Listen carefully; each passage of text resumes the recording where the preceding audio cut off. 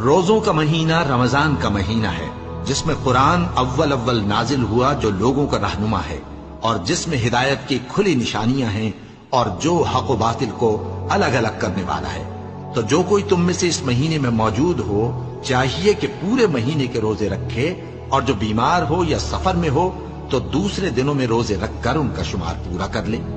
اللہ تمہارے حق میں آسانی چاہتا ہے اور سختی نہیں چاہتا، اور یہ آسانی کا حکم اس لیے دیا گیا ہے کہ تم روزوں کا شمار پورا کر لو، اور اس احسان کے بدلے کہ اللہ نے تم کو ہدایت بخشی ہے تم اس کو بزرگی سے یاد کرو اور اس کا شکر کرو۔